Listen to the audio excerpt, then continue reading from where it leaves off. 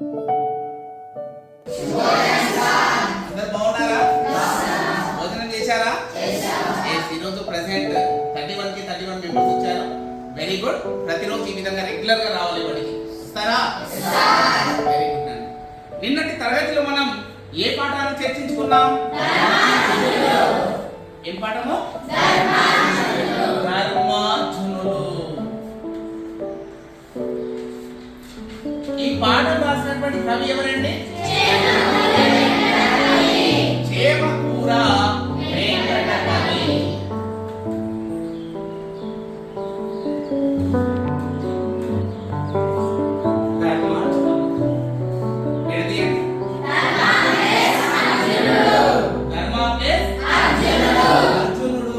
ధర్మార్జునుడు. ఆ ధర్మార్జునుని యొక్క గుణగణాలను గురించి చేమకూర వెంకట కవి ఈ పాఠంలో చాలా అద్భుతంగా వివరిస్తుందని మనం క్లాస్ లో తెలుసుకున్నాం. మరి పాండవులు ఎంతమంది? చేతులు లేపాలి. చెప్పండి, పాండవులు ఎంతమంది? 5. వాళ్ళ పేరు ఎవరైనా చెప్పగలుగుతారా? ఎంతమంది తెలుసు? చేతులు లేపండి. పాండవులు యొక్క పేరు: ధర్మరాజు, భీముడు, అర్జునుడు, నకులుడు, సహదేవుడు. పాండవుల యొక్క తండ్రి పేరు పాండురాజు. కౌరవుల యొక్క తండ్రి పేరు ధృతరాష్ట్రుడు. ధృతరాష్ట్రుని యొక్క భార్య పేరు గాంధారి. పాండవుల యొక్క తల్లి పాండురాజు భార్య వారి పేరు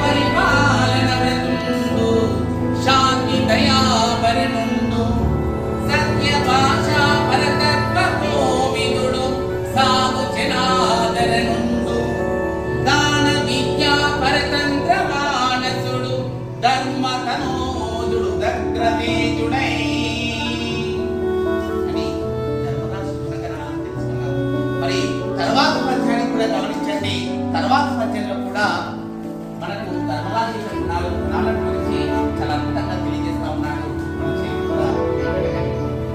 పద్యాన్ని గమనించండి. కోపము వింతలేదు ఉదకోటికి కొంగు పతిండి సత్యమారూపము తారతమ్యములెరుంగు స్వతంత్రుడు నూతన ప్రియాటోపములేని నిశ్చలుడు ఇటులు కృత లక్ష్యనుడై చెలెంగగా పాపర లక్ష్యనుండనగ వచ్చునకో యలధర్మనందనం.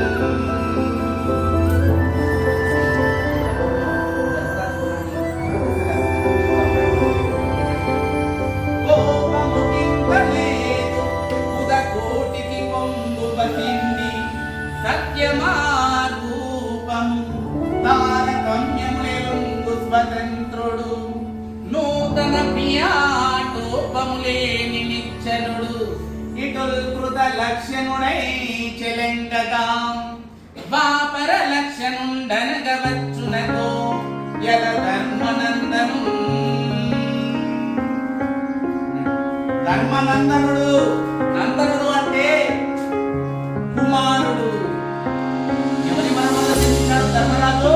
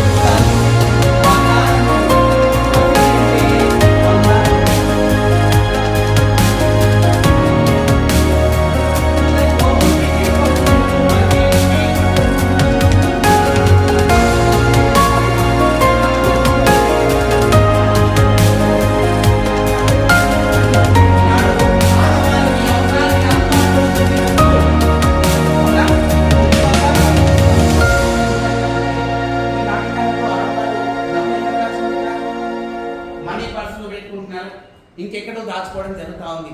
కానీ నాటి కాలంలో ఆడవారు తమ చిల్లర డబ్బును అవన్నీ ఎక్కడ దాచుకునేవారంటే కొంగులో ముడి వేసుకునేవారు. ఇక్కడ చీర కొంగులో ముడి వేసుకునేటువంటి వాళ్ళు ఆడవారు. అంతేకాకుండా తమ దుఃఖాన్ని తాము ఏడ్చే సమయంలో కన్నీళ్లను తుడుచుకోవడానికి ఉపయోగపడుతుంది ఆ కొంగు. ఆడవారికి అందుబాటులో ఉంటుంది ఆ కొంగు. అదేవిధంగా మరి అంతే కొంగు బంగారం అనేటువంటి జాతీయం ఏర్పడింది. కొంగు బంగారం అంటే అవసరానికి అందుబాటులో ఉండేది. ఆడవారికి అవసరానికి అందుబాటులో ఉంటుంది. డబ్బులు దాచుకోవడానికి ఉపయోగపడుతుంది, కన్నీళ్లు తుడుచుకోవడానికి, అవునా, ప్రతిదానికి ఉపయోగపడుతుంది. కాబట్టి కొంగు బంగారం అనేటువంటి జాతీయం ఏర్పడింది. మరి పండితుల సమూహానికి కోట్ల మంది పండితులు ఉన్నారు. ఆ పండిత సమూహానికి కొంగు బంగారం లాంటి వాడు మన ధర్మరాజు. సత్యమారూపము, సత్యమనే రూపాన్ని కలిగినటువంటి వాడు. తారతమ్యము నెరుంగు, ప్రజల మధ్య హెచ్చు తగులు, ప్రజల మధ్య వ్యత్యాసాలు తెలుసుకొని ప్రవర్తించేటువంటి వాడు మన ధర్మరాజు. అందరినీ సమానంగా పాలించేటువంటి వ్యక్తి. ఒకరిని ఎక్కువ ఒకరిని తక్కువగా అందరినీ సమానంగా చూసి అద్భుతంగా పాలించేటువంటి మహానుభావుడు మన ధర్మరాజు. స్వతంత్రుడు, పాలనకు సంబంధించి స్వతంత్రంగా నిర్ణయాలు తీసుకునేటువంటి వాడు. మరి రాజుకు సలహా ఇచ్చేవాళ్ళు ఎవరండి?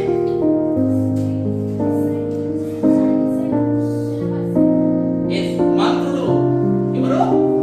సైన్యానికి శిక్షణ ఇచ్చేవాడు సైనికుడు. రాజు సలహాలు ఇచ్చే, పాలన విషయంలో సలహాలు ఇచ్చేవాళ్ళు ఎవరు అంటే మంత్రులు ఉంటారు. మరి ఈనాడు మన సీఎం ఉన్నారు, సీఎం కి కూడా సలహాలు ఇవ్వడానికి చాలా మంది ఉన్నారు. కానీ ఇక్కడ రాజుకు మంత్రులు సలహాలు ఇవ్వడానికి ఉండేవాళ్ళు. కానీ తను మాత్రం మంచి చెడ్ల గురించి ఆలోచించి తానే స్వతంత్రంగా నిర్ణయాలు తీసుకునేవాడు. ప్రజలకు ఉపయోగపడే విధంగా ఉండేవి అక్కడ తీసుకునేటువంటి నిర్ణయాలు. ఏ ఒక్కరికి కీడు చేయనటువంటి వాడు మన ధర్మరాజు. ఎంత అద్భుతంగా చెప్పిండు మన శివపుర వెంకటని. ఒక్క పద్యంలో అతని యొక్క గుణగణాలను అద్భుతంగా తెలియజేస్తా ఉన్నాడు. ఇంకేమన్నా చూడండి.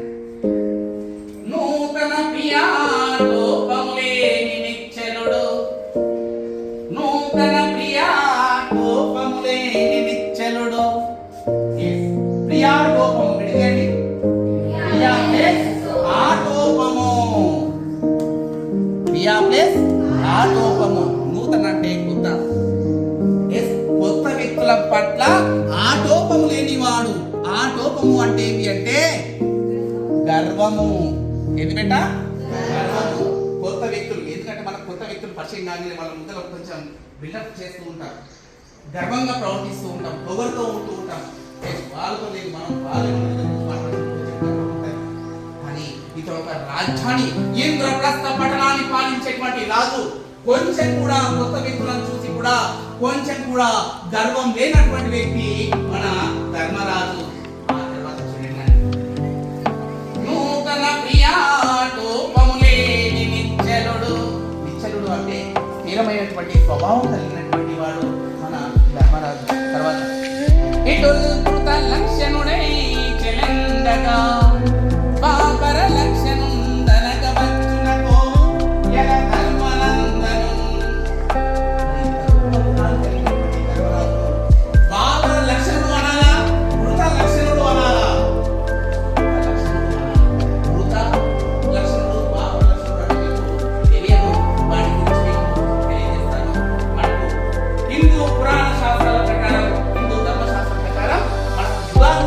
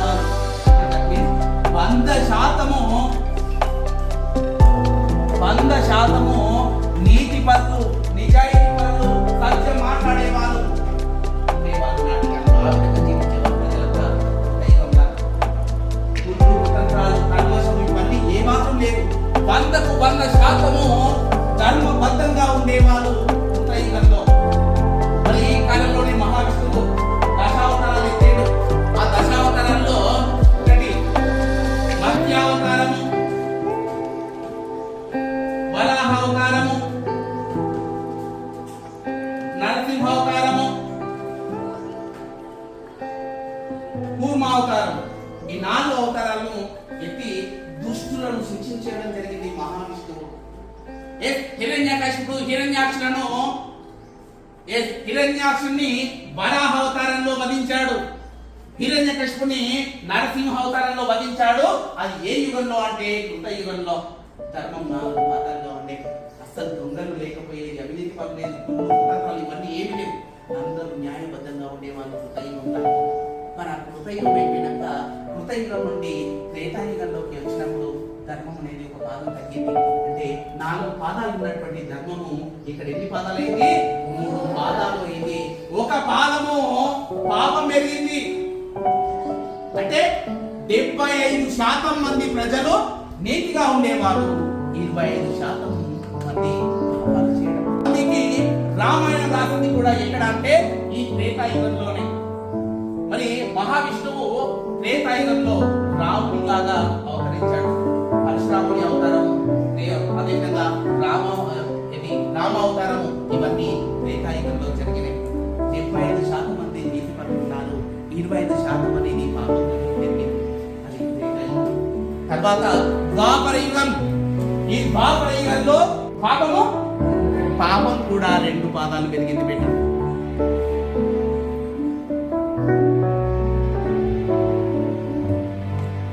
ఇది ధర్మం, ఇది పాపం. 2 పాదాలు ధర్మము, 2 పాదాలు పాపం. అంటే మంచి చెడు 2 సమానంగా ఉన్నాయి.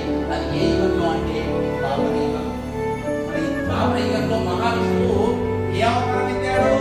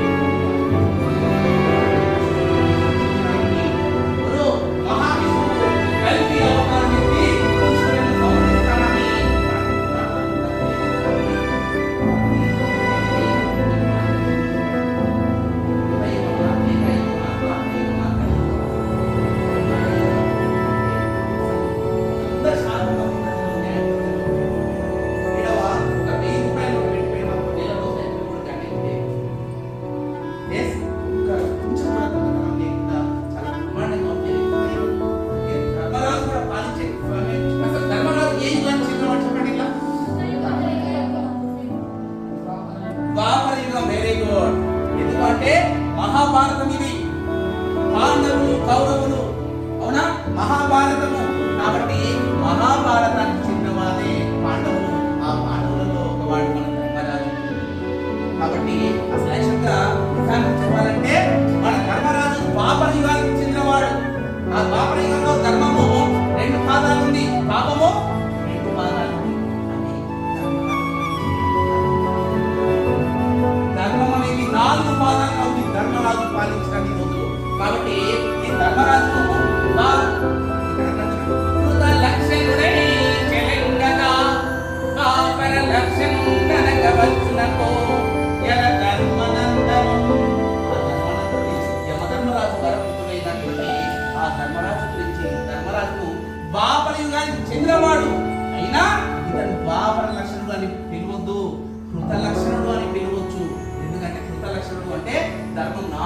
తరాలుగా కలిగినటువంటి పాదాలుగా ఉంది కాబట్టి ధర్మానుబద్ధంగా పాలించినటువంటి రాజు మన ధర్మరాజు.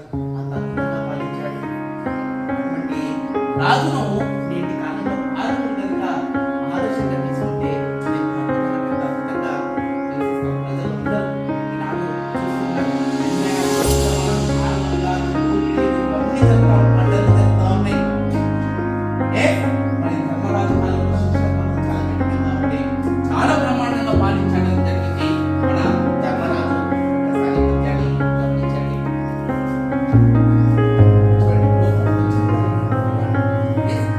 కోపము కిందలేదు ఉదకోటిని కొంగు పకిండి సత్యమానోపము తారతమ్యం లేదు ఉపేంద్రుడు నూతన ప్రియాటోపం లేని నిత్యుడు వివృత లక్ష్యమై చెలెన్నగా మా పరలక్ష్యం నరకవర్తులకు యలధర్మనందనం.